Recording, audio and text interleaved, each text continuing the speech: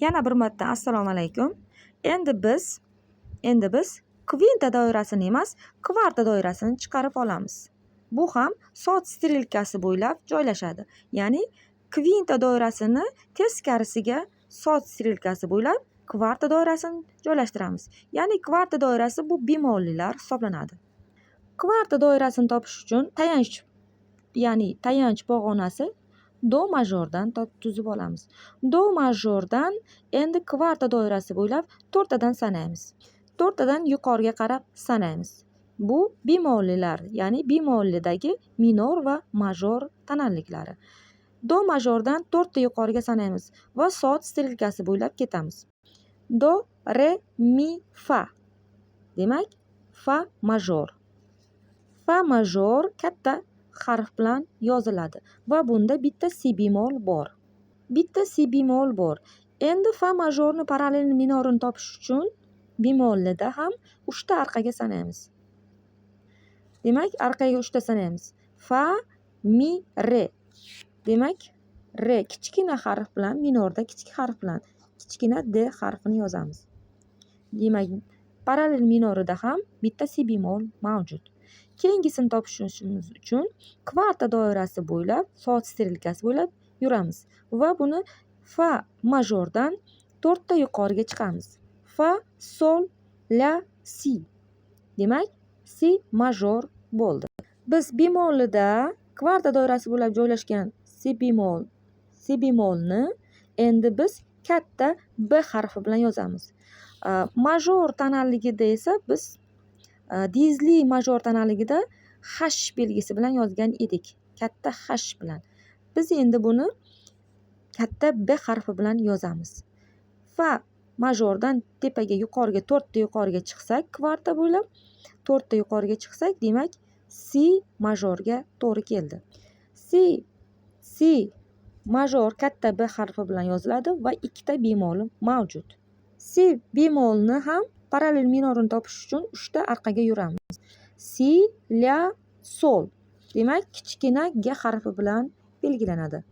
Bunda ham 2 ta bemol bor. Ya'ni si bemol, mi bemol. Keyingisini topishimiz uchun soat strelkasi bo'ylab si majordan yuqoriga 4 ta sanaymiz. Ya'ni si, do, re, mi. Mi majorga to'g'ri keldi.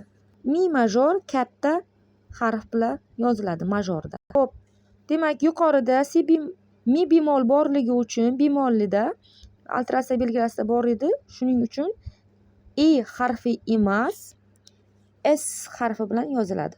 Demak, s harfi bilan yoziladi. Xo'p, bunda esa 3 ta bemoli mavjud. Parallel minorini topish uchun 3 ta orqaga yuramiz. Mi, re, do. Kichik harfi bilan doni yozib olamiz. Mana.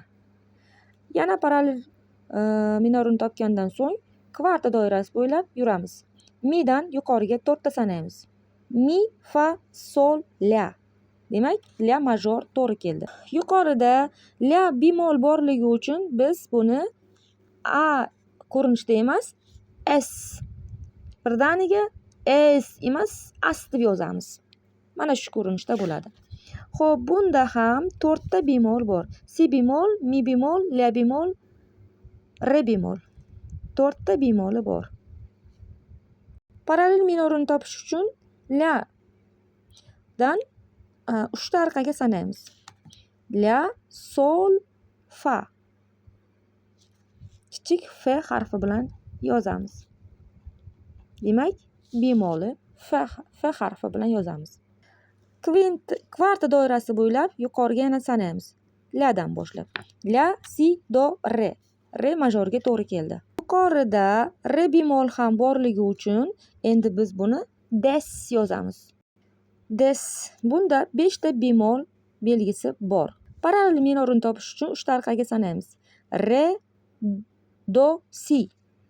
Endi buni h belgisi bilan emas, kichkina b harfi bilan yoziladi. Keyingisini topish uchun soat strelkasi bo'ylab kvarta sanaymiz. Re dan boshlab sanaymiz. Re, mi, fa, sol. Demak, sol majorga to'g'ri keldi. Sol major katta g harfi bilan yoziladi. Lekin Sol bemol borligi uchun yuqorida bunga ges majorini qo'shib qo'yamiz. Sol major bo'ladi.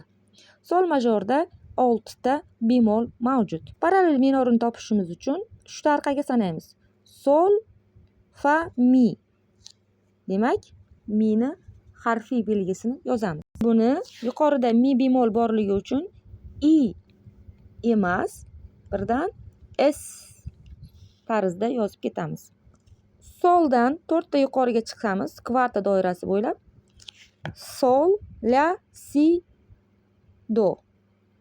Do diez major bo'ladi. Do bemol borligi uchun buni ham kes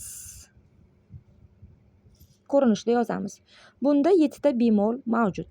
Do majorning parallel minorini topish uchun esa 3 ta orqaga sanaymiz. Do, si, la. Kichkina harf bilan a ko'rinishida yozamiz, lekin la bemol borligi uchun bemollarda mana shu ko'rinishni yozib qo'yamiz. As emas, as ko'rinishida yoziladi. Demak, do diez majorda bemolida, ya'ni kvarta doirasi bo'ylab 7 ta bemol mavjud ekan. Parallel minor esa la minor. Endi buni diezlarini topgandik, nota yo'lida bemollarini topib olamiz. Buni topishimiz uchun eng qulay yo'li bemollarini topish uchun diezlarni joylashganini teskariga sanasak bemollar chiqadi. Ya'ni si bemol, mi bemol, la bemol, re bemol, sol bemol, do bemol va oxirgisi fa bemol. Boshladik. Birinchisi teskarisidan boshlaymiz. Si bemoldan. Ya'ni xo'p, do majorda yo'q. Ya'ni bemollarda ham do majorda yo'q.